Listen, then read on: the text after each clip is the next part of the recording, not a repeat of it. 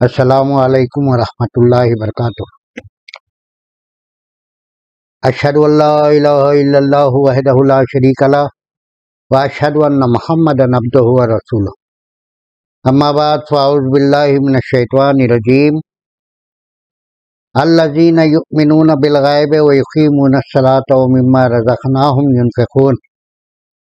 صدق اللہ العظیم و صدق رسولہ الکریم۔ معزز سامعین، حضرت صاحب قبلہ نے سورہ کہف کی عملی تفسیر کتاب میں فرمایا ہے، کوئی چیز اس وقت ڈھونڈی جاتی ہے جب وہ غائب میں ہو، اور ڈھونڈنے والا ڈھونڈنے کی محنت اس لیے گوارا کرتا ہے کہ جب اس کو ما یحتاج شے کے ظاہر میں آنے کی امید ہو۔ اللہ کا بندہ اللہ کو اس وجہ سے ڈھونڈتا ہے کہ وہ جانتا ہے کہ غیب و شہادت یہ دو اللہ تعالیٰ کے متعلق کے عبارتیں، تعبیریں اور تحریریں ہیں۔ مطالعہ غیب فائدہ مند ایمان ہے اور مطالعہ شہادت بے فائدہ ایمان ہے۔ در حقیقت ظاہر اور ایمان دو متضاد چیزیں ہیں۔ اللہ کی صفت الباطن ہی ایمان کی حامل ہوتی ہے۔ وہ ظاہر کے زمانے میں توبہ بھی قبول نہیں ہوتی۔ انسان کے اس فطرتی تقاضے کو روح عمل لانے کے لیے اللہ تعالیٰ نے قرآن کریم کے ابتدا میں فرمایا، ھدی للمتقین الذین یؤمنون بالغیب۔ صوفیاء اکرام وہی ہیں جو ایمان کی پہلی منزل میں اللہ پر بالغیب ایمان رکھتے ہیں، مطالعہ غیب کے زمانے میں یقین رکھتے ہیں کہ وہ ظاہر ہونے والا ہے۔ در حقیقت جو ظاہر ہونے والا نہ ہو اس کا غیب میں رہنا ہی بیکار ہے۔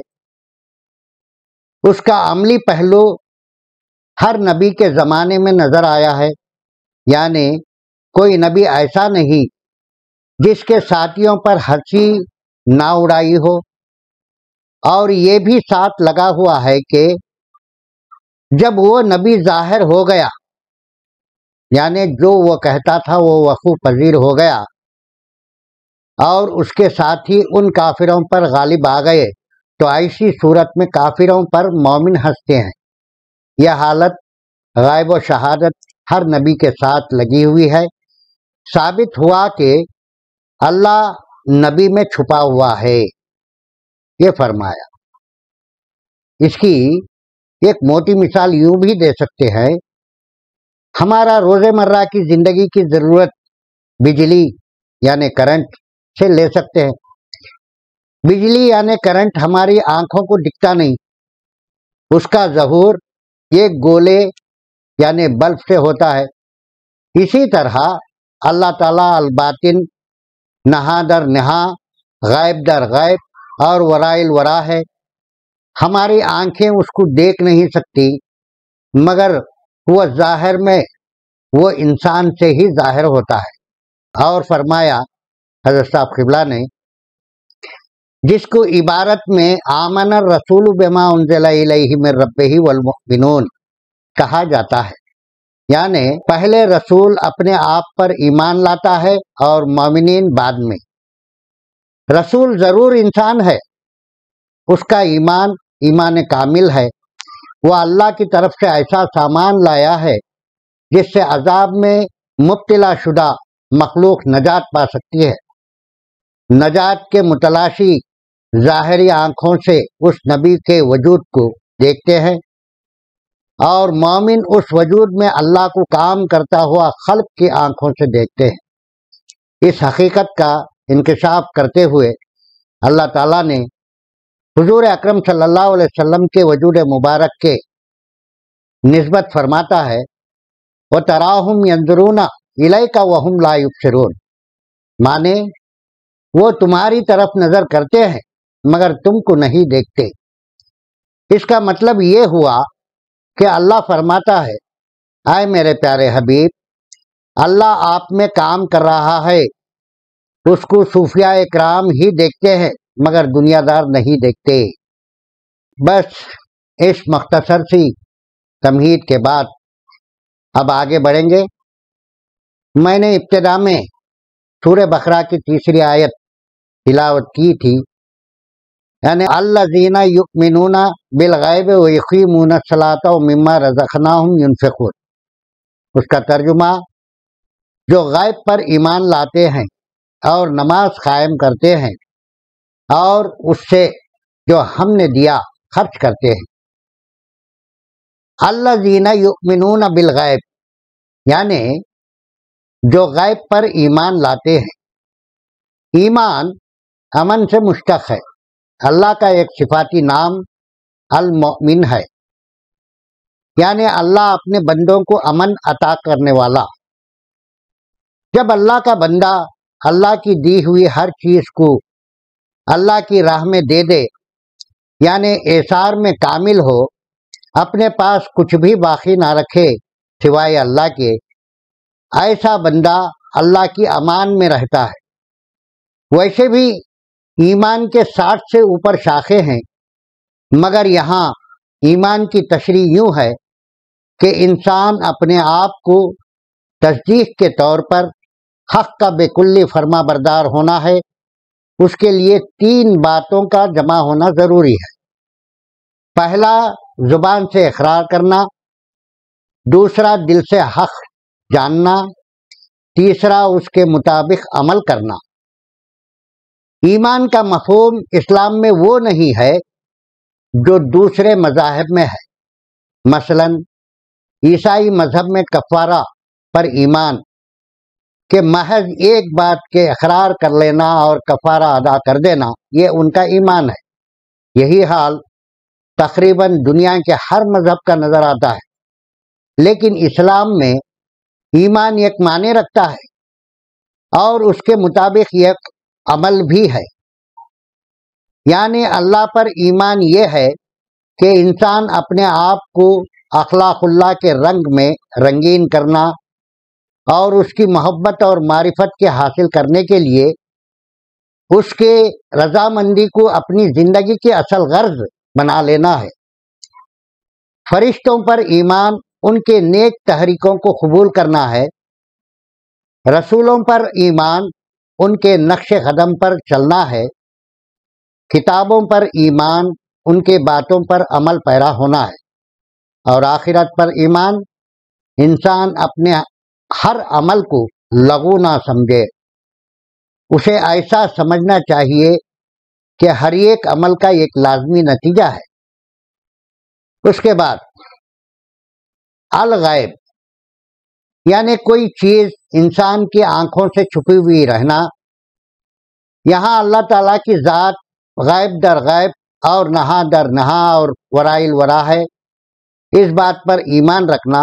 اور اس کے علاوہ الغیب سے مراد وہ امور بھی ہیں جو حواس کے ماتحت نہیں آتے اور عقل بھی ان کی مقتضا نہیں ہے۔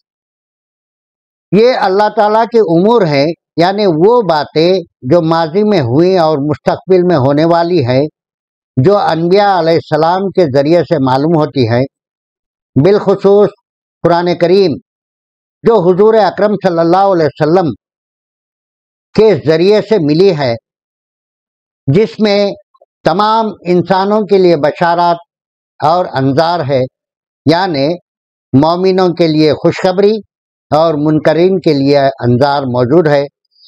اس پر ایمان لانا ہی یؤمنون بالغیب ہے۔ اس کے بعد وَيُقِيمُونَ الصَّلَاةَ یعنی اور نماز کو قائم کرتے ہیں۔ یقیمون اقام کا مادہ ہے، یعنی قوم یعنی کھڑا رکھنا یا قائم رکھنا ہے۔ الصلاۃ کے معنی عام اصطلاح میں نماز کے لیے آتے ہیں، اور جب نام محمد الرسول اللہ صلی اللہ علیہ وسلم کے ساتھ آئے تو تبلیغ اور تائید کے ہوتے ہیں۔ اس کا ثبوت سورہ العنکبوت آیت نمبر 45 میں ان الصلاۃ تنہی عن الفحشاء والمنکر یعنی نماز اخلاق رذیلہ کو دور کرتی ہے اور سورہ احزاب آیت نمبر 56 میں ان اللہ و ملائکتہ یصلون علی النبی یا ایھا الذین آمنوا صلوا علیہ وسلموا تسلیما اللہم صلی علی سیدنا شفیعنا نبی،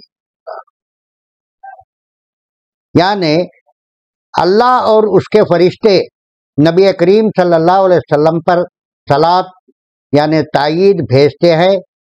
اے لوگو جو ایمان لائے ہو اس پر صلاۃ تبلیغ کے لیے تائید بھیجو اور سلام بھیجو۔ یہاں حضور اکرم صلی اللہ علیہ وسلم کے ساتھ صلاۃ آیا ہے، اور یہاں مسلمانوں کو اللہ تعالیٰ کا حکم ہے کہ اے مسلمانوں تم بھی آپ صلی اللہ علیہ وسلم کی تبلیغ اور آپ کے دین کی تائید کرو، یعنی کلمہ طیبہ لا الہ الا اللہ محمد الرسول اللہ کی اشاعت اور دین اسلام کی اشاعت کرو اور سلام بھیجو۔ اس حکم کے مطابق جو مسلمان اس کام میں اپنی زندگی وقف کر دیا ہے وہ بھی صلاۃ کا حقدار ہو گیا۔ چنانچہ اسی صورت کی آیت نمبر 157 میں اولئک علیہم صلوات من ربہم ورحمہ واولئک هم المہتدون، یعنی یہی وہ لوگ ہیں جن پر ان کے رب کی طرف سے صلاۃ اور رحمت ہے، یعنی تائید اور رحمت ہے، اور یہی وہ لوگ ہیں جو ہدایت پانے والے ہیں۔ اسی کو وَيُقِيمُونَ الصَّلَاةَ کہتے ہیں، یعنی صلاۃ کو قائم رکھنا، اشاعت اسلام جاری رکھنا، اسی میں مسلمانوں کی حیات دنیا اور عقبہ ہے، اور اسی میں نجات ہے۔ اور اقیموا الصلاۃ وآتوا الزکوٰۃ، زکوٰۃ کی ادائیگی محض اس کا ایک حصہ ہے۔ نماز اللہ تعالیٰ سے تعلقات پیدا کرنے کی پہلی سیڑھی ہے۔ الصلاۃ معراج المومنین، جو نماز میں اللہ سے تعلق پیدا کر کے اخلاق اللہ کے رنگ میں رنگین ہو کر صفات الہی کا مظہر بن کر لوگوں کی روحانی ربوبیت کرے اور رحمان بن کر قرآن کریم کی غرض و غایت کو یعنی اشاعت اسلام کو سکھائے، اور رحیمی صفت میں لوگوں پر مہربانیاں کرے اور مالی کی صفت میں بڑے بڑے فیصلے کرے۔ اگر نماز سے یہ نہیں ہوا تو وہ نماز فویل للمصلین الذین، یعنی نماز کی اصل غرض ہی مفقود ہو جائے گی۔ اور اس کے بعد وہ مما رزقناہم ینفقون، یعنی اور اس سے جو ہم نے ان کو دیا خرچ کرتے ہیں۔ رزقناہم رزق کا لفظ کبھی عطائے جاریہ پر استعمال ہوتا ہے، دنیاوی ہو یا آخرت کے متعلق، کبھی حصہ یا نصیب پر، کبھی غذا پر۔ اس لیے یہاں مما رزقناہم میں نہ صرف مال داخل ہے بلکہ جاہ اور علم اور جان بھی داخل ہے، بلکہ جو خواہ انسان کو دیے گئے وہ سب اس میں شامل ہے۔ ینفقون یعنی انسان اپنی تمام طاقتوں کو اور مال کو اور علم کو حتیٰ کہ اللہ کی راہ میں جان بھی دے، مخلوق خدا کی بھلائی کے لیے لگا دینا ہے۔